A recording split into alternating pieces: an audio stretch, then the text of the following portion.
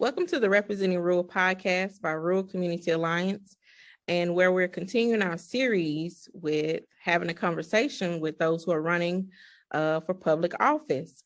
The past two episodes, they were more so on the more local county level, but now we have Doc Washburn, who is running for governor. How are you, Doc?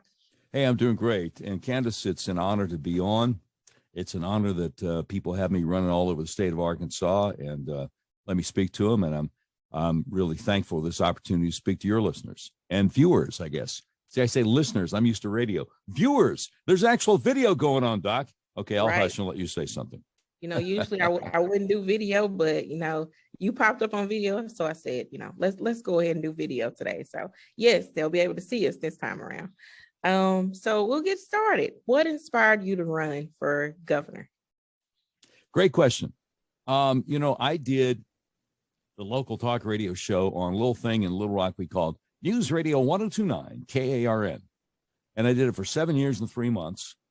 And Cumulus Media, the company that owns that radio station, a bunch of other radio stations, announced in August, you got 2 months to get fully vaccinated. If you're not, see ya. You're out the door. So I was fired on October 8th, 2021. And some friends of mine and I decided to put together a podcast. I actually had some friends put up some money to get a national podcast going 5 days a week at docwashburnshow.com. And eventually he got some advertisers, started making some money, and that's all good. But over the course of the time I had been at KRN in Little Rock, every once in a while somebody would say, hey, you need to run for office. You need to run for this. You need to run for that. And my response was always, oh, no. You got the wrong guy. I'm not cut out for that. I'm never going to run for office. I'm the guy who interviews the politicians. I'm not going to be one. Not a chance. So in late January, early February, Sarah Huckabee Sanders, who by this point was the only candidate for the Republican nomination for governor, she endorsed Senator John Boozman for re-election and endorsed U.S. Representative French Hill for re-election on her Facebook page and got hundreds of negative responses. I mean, it was like 99% negative. And that's when my phone started ringing again. And people saying, man, we need a choice here. I mean, they got Tim Griffin out of the race. They got Leslie Rutledge out of the race. She's the only thing left. We can't support her if she is endorsing people like John Boozman and French Hill for re-election. Please, you need to run for governor. And again, I was like, hey, I'm sorry, you got the wrong guy. I'm not cut out for that. I'm a talk show host. But then Sunday, February 6th, Jan Morgan called me. Now, Jan had primaried Governor Hutchinson in 2018 for the gubernatorial nomination, Republican nomination for governor. And now she is primarying Senator John Boozman for the Republican nomination for U.S. Senator. When I told Jan no, she wasn't having it. Her response was, now listen to me. You don't understand what's going on. We're about to lose our country. Good people like you need to stand up and run for office. You need to talk to your wife, and y'all need to pray about it. Well, that kind of shocked me because nobody had ever pushed back before. You tell a Christian, talk to his wife and pray about something. What am I supposed to do? Say no? I'm like, okay, Jen, all right, I'll talk to my wife and we'll pray about it. So I talked to my wife and we prayed about it. And my wife said, look, this is way over my head. I trust your judgment. But I knew the Proverbs talked about the importance of wise counsel and even said, there's a proverb that says, there's wisdom in the abundance of counsel. So the next evening, Monday, February 7th, 2022, I met with 10 or 11 people in a conference room at a church in North Little Rock. We kicked around the idea for 2.5 hours of whether I should run for governor or not. And the two main questions I remember. The first one is, well, if you decide to run for governor, will this be a publicity stunt? A lot of people still don't know what happened to you. Will this just be some PR to push your podcast, or would you actually be thinking about winning? I said, no, if I run for governor, I'm in it to win it. Okay, the other question was, what would your top priority be if you run for governor? I said, to glorify God, because we're told we're supposed to glorify God in everything. And Jan Morgan, who was at the meeting, said, that's what I've been waiting to hear. So at the end of 2.5 hours, it was unanimous. Everybody was saying, I hope that you run. So we kept praying about it. I was scheduled to speak to the Saline County Republican Women's Club the next evening, Tuesday, February 8th. And I told them what I thought it meant that Sarah was getting so many comments on her Facebook posts saying, why won't you answer any questions? Why won't you talk about any issues? I told them what I thought it meant that she endorsed not only John Bozeman, who said that President Trump is at least partially responsible for the violence on January 6th at the Capitol and could possibly be criminally investigated and prosecuted, but she endorsed U.S. Representative French Hill, who said that Donald Trump's rhetoric leading up January 6th is unforgivable. The idea the election was stolen is a fiction and fallacy. That Liz Cheney, who voted to impeach Donald Trump, is an outstanding conservative, and he actually voted for Nancy Pelosi's January 6th commission. Not to mention, voted for $400 million for the CDC to strengthen a vaccination database to keep track of all our vaccination statuses in real time across the country. And last but not least, what it meant that when Governor Hutchinson endorsed her, she talked about what a great job Asa has been doing. Now, if you know that Governor Hutchinson vetoed a bill to make it against the law to chemically castrate children, to give puberty blockers to children, I don't know how you can be that out of touch, say he's been doing a great job. So I told the ladies, look, it costs $15,000 to file to run for governor as a Republican. I don't have the money, but if the Lord provides money, I'm going to file. I'm running for governor. And the contributions started coming in that evening, and sure enough, God did provide the money. And so next thing you know, we're off to the races. I know you asked a simple question. I didn't, you probably didn't expect me to write War and Peace for you. But, right. But that's how it happened. Yeah. All right. So that's what inspired you to run. Yes, ma'am. Rural Community Alliance, of course, we're an organization that we don't take political sides. This is just an avenue to let people know, these are the people who are running for public office. Right. Yes, ma'am. Thank you for sharing what inspired you to run. Sure. Okay. What are you hoping to accomplish if elected to office? I would like to introduce a new concept to our state government. Do unto others as you have them do unto you. And I'll give you a number of examples where that's not happening. But the big overarching picture is I want to radically reduce the size and scope of the state government to get them off everybody's back. Now, do unto others as you have them do unto you. We hear about horror stories coming out of nursing homes on a frequent basis. Now, I'm sure some nursing homes are doing a good job, but a lot of them aren't. You hear about folks with untreated bed sores, nursing homes where the personnel is ignoring doctor's orders, nursing homes where there's no background check, where they don't see our precious elderly as human beings. On day one, as governor, I would put out an executive order saying to the Office of Long-Term Care, which is a state agency, ordering them to enforce the law. I've heard too many anecdotes about, well, they just show up and sign a little paperwork, shake hands with the manager, take off. They don't really inspect the nursing homes. Another example is we're the only state in the union that has duplicate child welfare agencies. We got DCFS, Division of Children and Family Services, under the Department of Human Services. And then over here, we got Crimes Against Children Division under the state police. Now, we have, these caseworkers, these child welfare caseworkers who take children away from parents who love them, haven't done anything wrong. And then the parents are presumed guilty so they can prove their innocence. Sometimes it takes months, even years to get the kids back. Sometimes they don't get the kids back. If I'm governor, all child welfare workers, well, first of all, we got to figure out which agency to get rid of, because that's crazy. We're the only state like that. That's insane.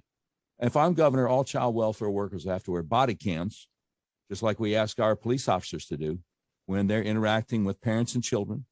They have to give parents Miranda rights, and they have to stop buffaloing their way into folks' homes without a warrant because the parents don't know their rights. I talked to a sheriff recently after a campaign appearance who said DCFS called him up a little while back, said, hey, we need a couple of deputies. We're going to take 4 children away from their parents. And the sheriff's response was, hey, you got a warrant? DCFS is like, excuse me, what? Warrant. probable cause, constitution. Do these words mean anything to you? That's the way it works in this county. I'm like, well, Sheriff, I wish all 75 sheriffs looked at things like that. So that's a couple of ways. Another thing, we are one of the highest taxed states in the country, certainly the highest tax in the Mid-South. State government right now is sitting on $1.2 billion tax surplus, which means they've been taxing the living daylights out of us. And that's outrageous. We need to get rid of the personal income tax in Arkansas, need to get rid of the income tax of small businesses, and for sure need to get rid of the tax on used goods. Now, I just bought a 2013 Honda Accord over at Red River, 85,000 miles, $15,000, got a really good deal. I go down to DMV and the lady's real nice. She's like, okay, now you need to call this number and get the assessment. I'm like, okay. So I call the number, get the assessment. Yeah, you owe us $1,030 tax. I'm like, oh, I thought the guy that bought it new paid the tax. Yep. And you're going to pay it too. And when you trade it in, the next guy's going to pay it, and on and on and on. The state government is trolling moms on Facebook who are trying to sell their children's used clothes because they grew out of them. Oh, you owe us a tax on that. That's outrageous. It's ridiculous. 1.2 billion they're sitting on. We have the second highest tax in the country on your monthly cell phone bill, 20.21%. And they said it's because we got to have a world-class 911 system. Well, like, nobody wants to be put on hold when they call 911. There's some kind of emergency going on. But our cell phone tax is higher than New York or California. I'm sure they got pretty good 911 systems. Something's wrong here. The legislature on a regular basis is like, okay, we're going to lower your tax over here. See, we're lowering taxes. And at the same time, don't look over here where we're raising these. That's got to come to a stop. Do unto others as you have them do unto you. None of this stuff has changed, whether talk about the nursing homes, child welfare system. We got veterans that are homeless. That shouldn't be. I got a friend named Mark Diggs who runs a nonprofit called Veterans Villages of America. And he hears from veterans on a regular basis who are homeless, don't have money for groceries, whatever. And he helps them because, see, some of these folks don't know that they have federal benefits that are due to them. Now, there's an office in every county in the state that's supposed to be coordinating that to make sure that this doesn't happen. But it does happen. And nothing has changed. I don't care if the governor is Republican or Democrat. Through 2 terms of Asa Hutchinson, 2 terms of Mike Beebe, 2.5 terms of Mike Huckabee, nothing's changed. But Sarah Huckabee Sanders says Governor Hutchinson's been doing a good job. No. I mean, this is going to be kind of a revolutionary idea. Do unto others, you have them do unto you. But we got to change things. I just don't think Republican primary voters, or for that matter, Democrats are going to cross over to vote in the Republican primary, want more of the status quo, more of the same thing. We've got to change things for the better in this state. Okay. Thank you for that. Yes, so ma'am. what are you committing to do? I know you just mentioned things that you're hoping to accomplish, but what are 2 things that you're committing to do? Or were those things you just mentioned like things that you're committing to do? You sound pretty stern on them. Yeah. Yes, ma'am. Those are some of the things I'm committing to do. A couple other things: no more mask mandates, no more vaccination mandates. Now, my opponent agrees that government vaccination mandates are wrong, but she thinks if Walmart wants to do a vaccine mandate and everybody in home office, or Tyson wants to do a vaccine mandate and all their employees, that's fine because they're private businesses. Well, the state statute that passed in 2017 says Arkansas citizens have the right to make their own medical decisions. Now, in context, it wasn't about vaccine mandates. In context, it was a bill about advanced directives, living will, that kind of thing. But still, that principle is there. We have the right to make our own vaccine mandates. I was fired for not going along with the vaccine mandate. A lot of folks in the state have been fired, and Sarah doesn't have a problem with that, as long as it's not the government putting it down on you. Well, to me, it's just as bad private business is trying to do it. So that is something that I will be talking to my legislators saying, look, we got to get a law passed on this, and I'll sign it as soon as it hits my desk. But other things, since we are talking under the auspices of the Rural Community Alliance, I found out something when I started running for governor, when I went and started talking to folks in rural areas. And that's about this Arkansas Division of Environmental Quality, which makes life very difficult for farmers. And there is a wonderful tradition when you get elected governor in Arkansas, your first day in office, you have all these resignation letters all over your desk from the heads of all these departments and agencies. I don't know any right now that I'm going to decline, but I'm for sure going to accept the one from Ms. Keogh, who is in charge of the Arkansas Division of Environmental Quality that's making life so difficult for our farmers. You know, we don't need some environmentalist wacko who's never been a farmer telling farmers, hey, we're going to make your life even more difficult. You're going to have to do this now.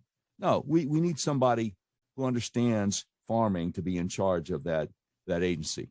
We have an agency that is supposed to be all about economic development in this state. But as far as I can tell, every time a governor comes in, they put somebody from academia in charge of that, not somebody who's actually had to meet a payroll. Are you referring to the AEDC? Yes, ma'am. Okay. Yes, ma'am.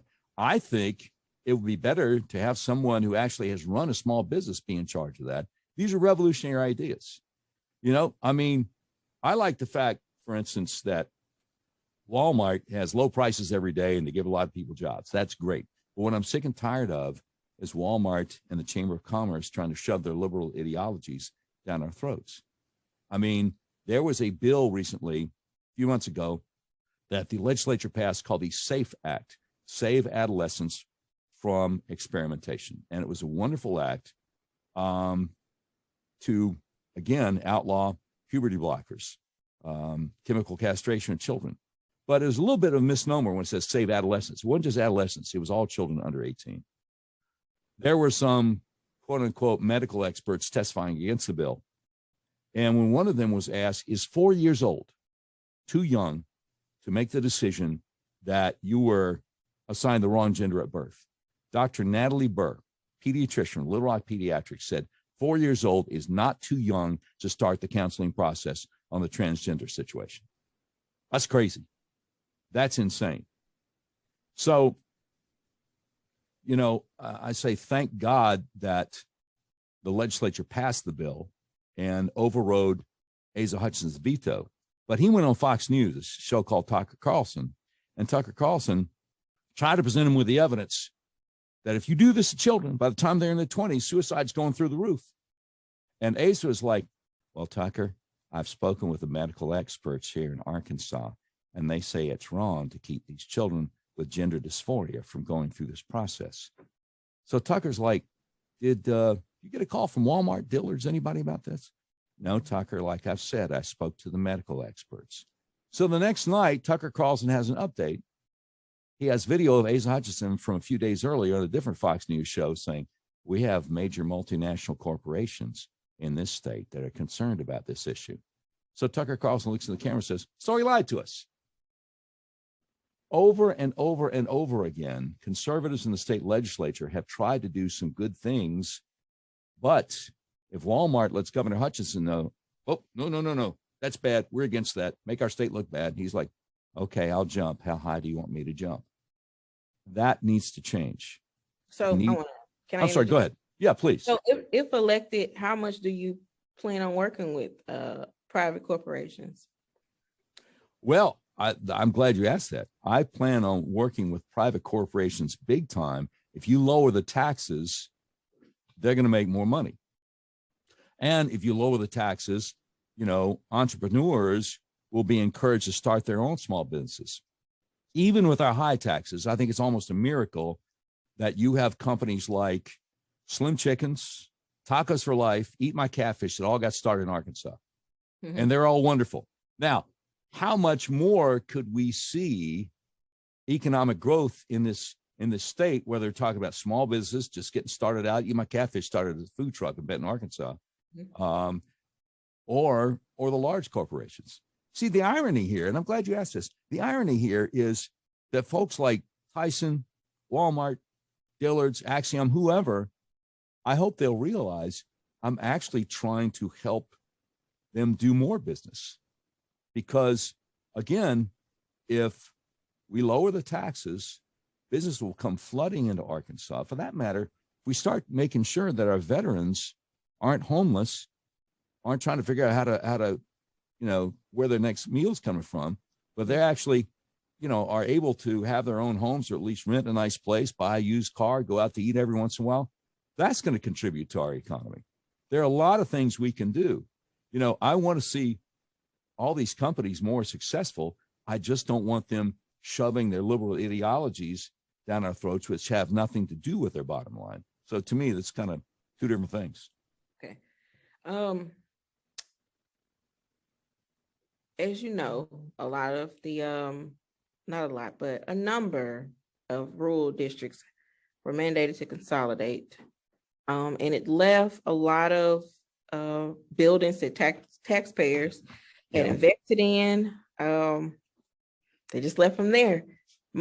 A lot of them were donated to community organizations, but there has been no investment in these communities or in these facilities that could very well still serve the community since they've been mandated to consolidate with the neighboring district. So that's not an unfamiliar story for a lot of the communities that Rural Community Alliance works with. A lot of these communities still have, children there that have to bus. They still, have families there. So what would you do for these communities? I reside in the Delta region of the state. Historically, I think they titled it persistent poverty. So what would you do for community, or what would you plan to do for communities like that, rural places that have pretty much they've kind of been just left by the wayside? So what would you do? Absolutely. What would you plan to do? Yeah, I'm so glad you asked that, because there's been a real learning curve for me about the consolidation of the school districts, the rural school districts that Mike Huckabee did with the Democrat legislature. They conspired together back in 2004 and consolidated a lot of these rural school districts. Now, what I didn't understand the first time somebody was talking to me about that, shortly after I got to Arkansas, most places I lived, Florida, Georgia, Alabama, North Carolina, South Carolina, you'd have, however many counties in the state you had a school district for each county. So I didn't understand what the issue was until a few months ago. I ran into State Senator Charles Beckham, who represents a district in South Arkansas. He said, well, Doc, here's the problem. Some of my constituents have 5 and 6 year olds have to get on a bus before dawn and ride 2 hours one way to school and 2 hours back in the afternoon. I'm like, oh, well, that's child abuse. That's insane. And I met some of the ladies in Perrin, Arkansas, which is northwestern Saline County, right over the county line from Pulaski County.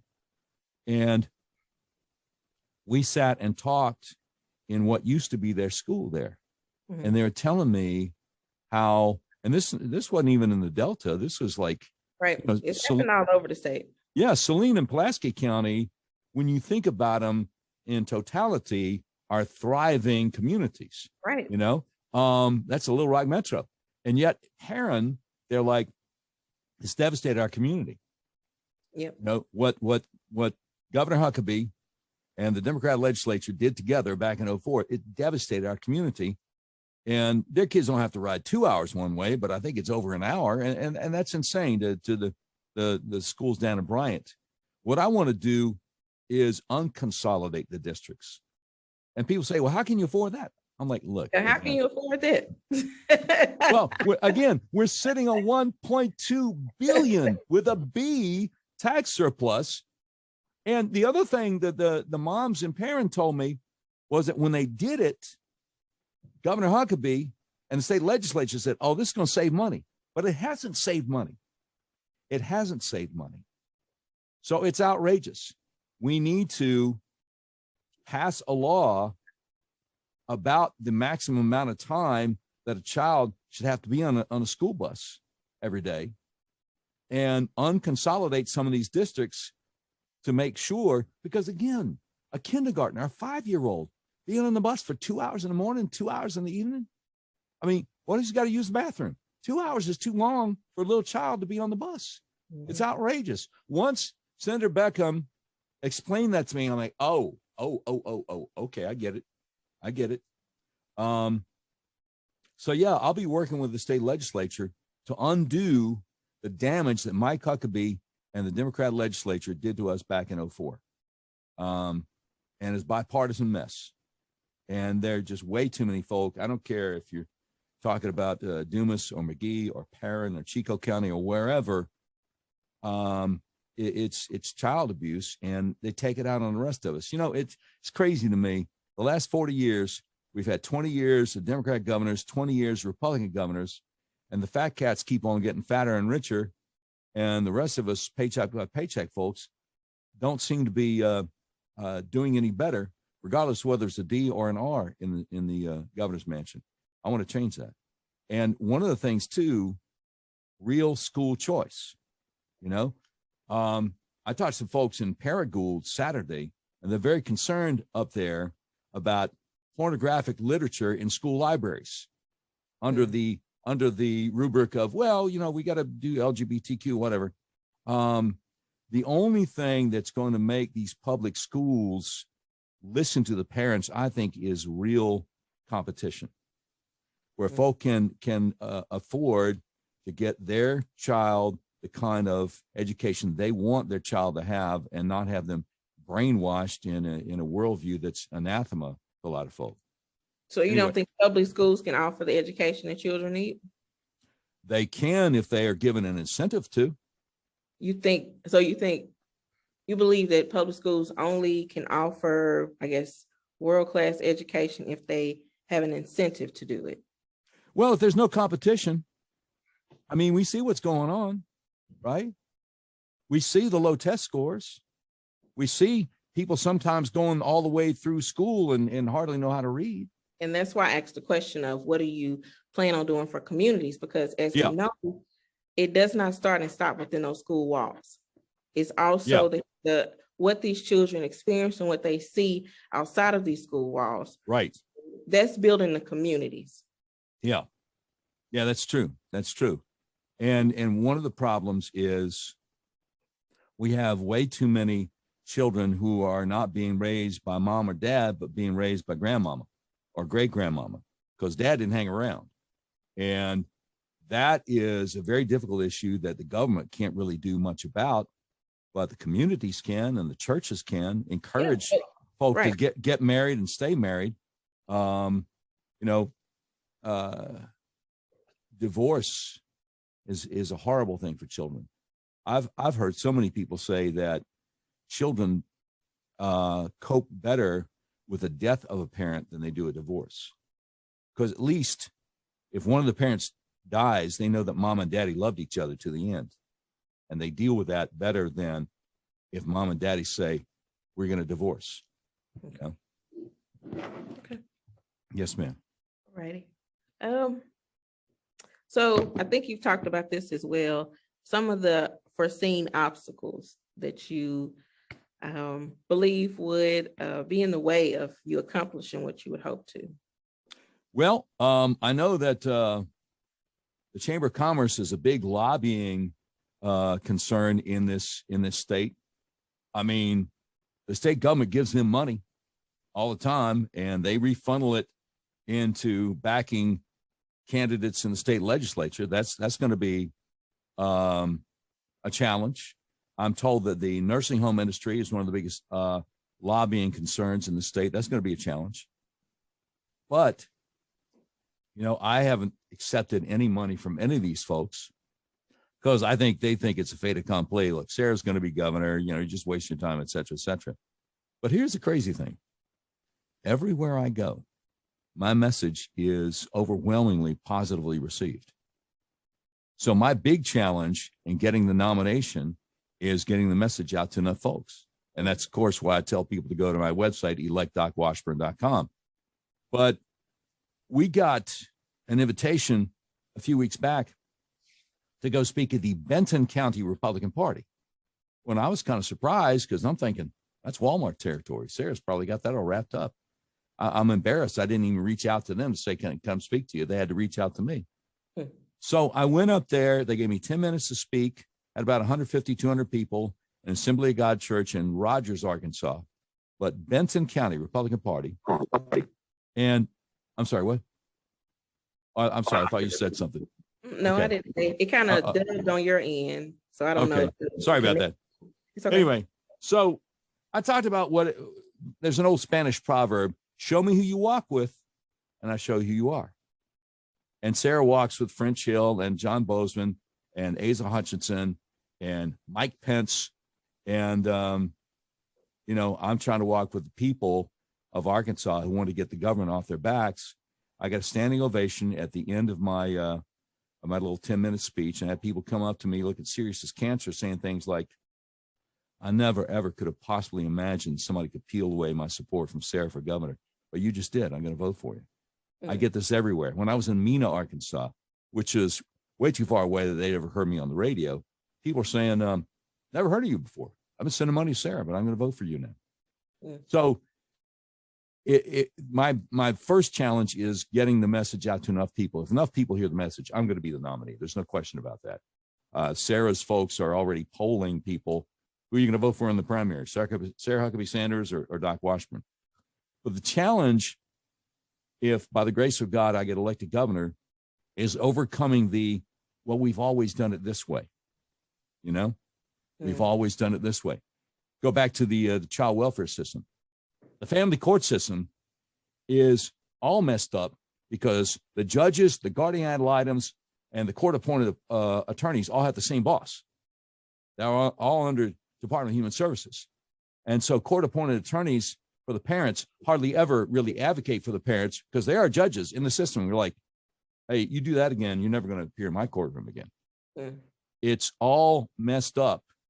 And one of the most horrific things you can imagine is for children to be taken away from parents who love them, who hadn't done anything wrong, and put in a foster care system.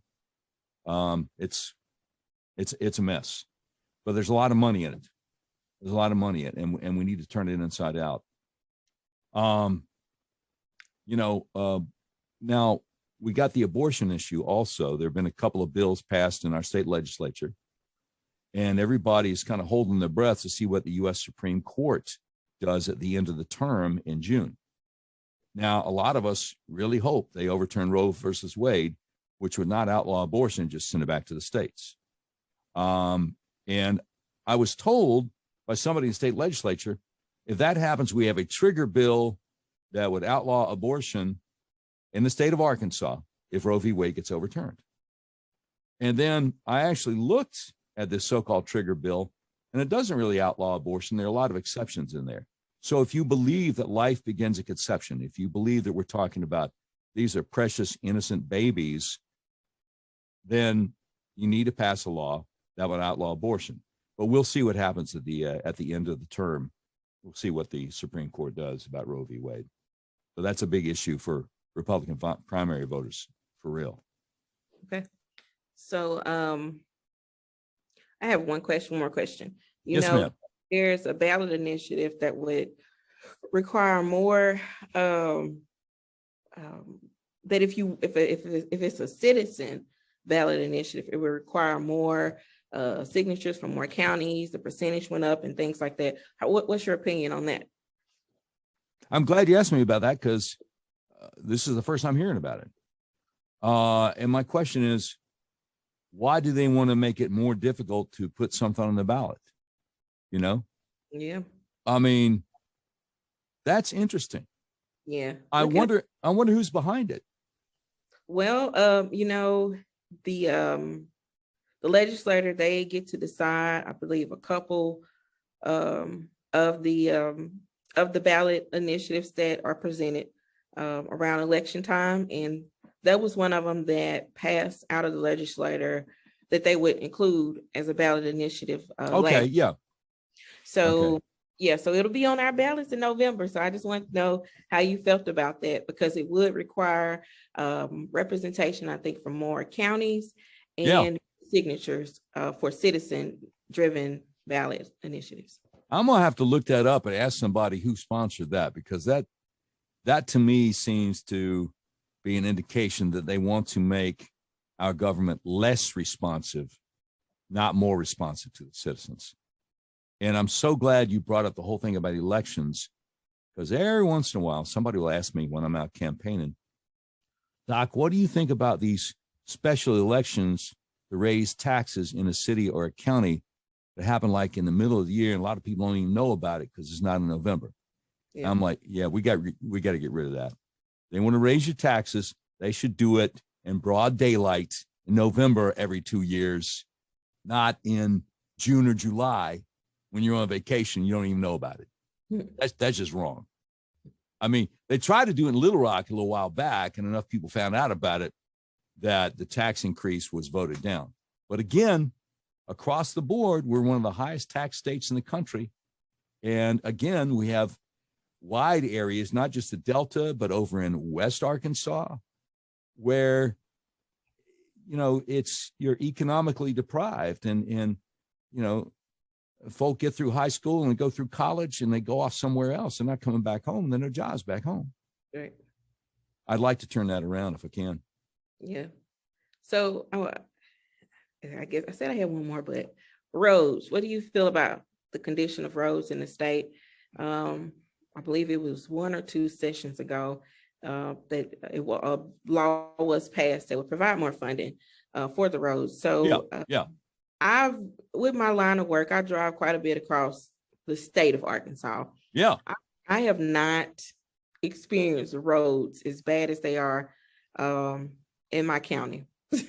So which county are you in? I reside in Phillips County. Work is being done, from my understanding, that things are planned, but why is that allowed to happen for roads to get so bad? Because, with poverty being an issue, with transportation being an issue, bad roads make that much worse. Your alignment is messed up and all those things. So it's like beating down people who already, are just deprived, as you said. So what do you feel about the status of our roads, our bridges, our infrastructure, our water? Yeah, they keep on increasing the taxes, supposed to take care of infrastructure, supposed to take care of the roads. And then we keep on having these horrible roads. I'll tell you one thing. I've been up to Northwest Arkansas campaigning a few times. I can't find a pothole up there. Whole different ball game. And my wife grew up in Helena, Arkansas. Oh, really? Phillips County. Yes, ma'am. Oh, yes, ma'am. Okay. Which, by the way, I know they consolidated Helena, West Helena a while back. They call it Helena, West Helena, which to me sounds kind of superfluous. Why don't they just call it Helena? I'm sorry. No, I didn't deserve that. You're too kind. Look, I'll be here all week. Come early Friday for no smoking show. But back to your question, we need somebody in charge who's honest, so that when they say the taxes are going to go to this, the taxes actually go to this. The only part of the state I've been to where the roads are nice is Northwest Arkansas. I've been to Paragould, Jonesboro. I'm going back to Camden tonight. I'm going to be in Texarkana tomorrow night. Searcy, Fort Smith, Conway, been all over the state. And it's crazy because, it does tear up your alignment. Why can't we have as nice roads in the rest of the state as we do in Northwest Arkansas? It's like, have you been up Northwest Arkansas recently? It's been a year. It's been a couple years. But it's a whole different ball game, whole different world up there. Yeah, it doesn't even look like it's a part of Arkansas. It's really nice there. Oh, it's really nice. They are from the 2010 census to the 2020 census, one of the top 5 fastest growing metros in the country. My wife has a niece whose husband does IT for Walmart, makes 6 figures.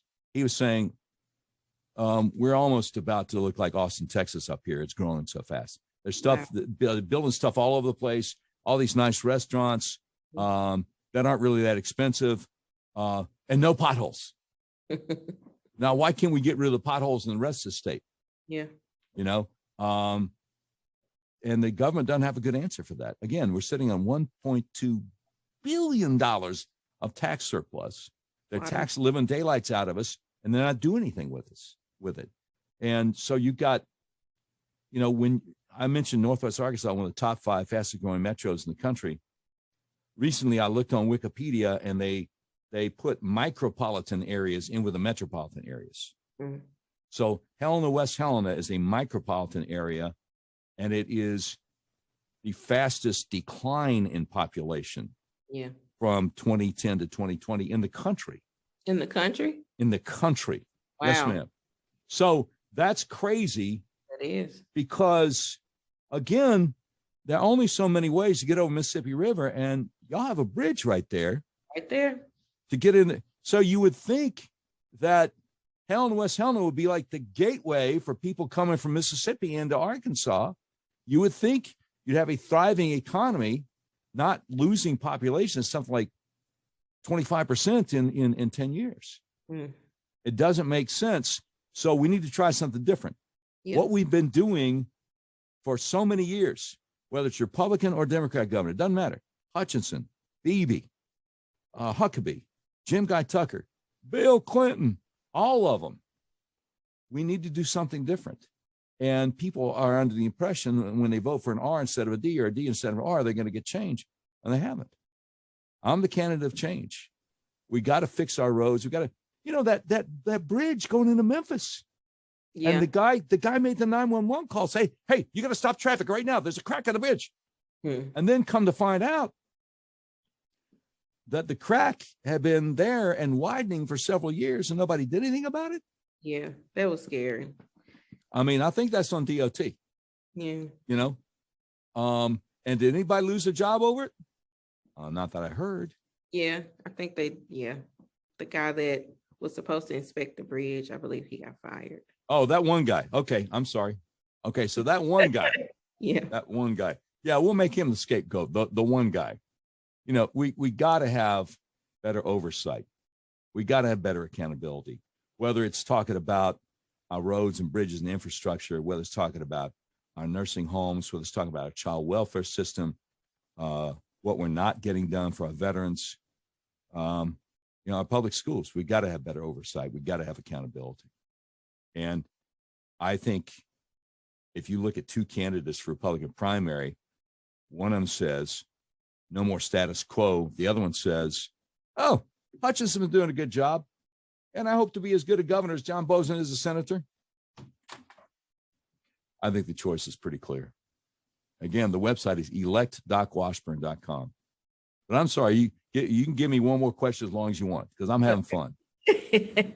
I was trying to think of something else, but I think I really want to hear what was your plan for the more rural places across the state, and you kind of articulated that. So I appreciate your time today. Do you have any closing remarks?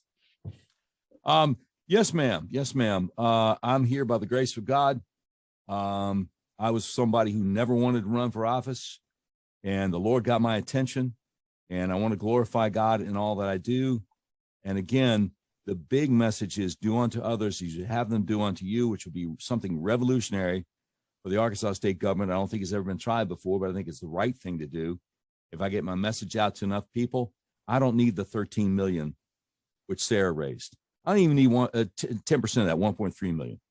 I talked to my guys, my campaign. We have 1% of what she raised, 130,000. We get our message out to enough people. I'll be the nominee and I'll be the governor. Again, the website is elect.washburn.com. And it's just been a real honor to speak with you, Ms. Candace Williams, and the folks at Rural Community Alliance today. And I appreciate y'all reaching out to us. For sure. I really appreciate your time. I've always been an advocate for communication. Yeah. We don't know each other until we have conversations. Amen. We don't have to necessarily agree on everything, right? But just having conversations and understanding each other's viewpoints, that's important. Without the bickering and the arguing, it's important for us to give space to hear from each other. So I appreciate you giving us your time today for us to hear about your platform. And I look forward to, the primary to see what happens. Can I say one more thing, which yeah. I'd almost forgot? Arkansas, unlike some states, is an open primary state. So you don't have to be a Republican to vote in a Republican primary. Right. Because our message, a lot of things I'm talking about seem to be going across the board bipartisan. You got registered Democrats who are going, yeah, we do need to fix our child welfare system. Yeah, we do need to take care of our nursing home patients. A lot of what I'm saying is resonating with people who are not necessarily registered Republicans. So Democrats, independents, libertarians, whoever can cross over and vote in Republican primary on May 24th. Early voting starts May 9th here in Arkansas. I appreciate you letting me get that last point in. For sure. You're right. We definitely are open primary state. So you all heard it from him. So can you say your website again so they'll know exactly where to get more information about you? Yes, ma'am. electdocwashburn.com. All righty. It's been a pleasure. You take care. God bless you. Thank you very much, Ms. Williams. Appreciate it. Bye-bye.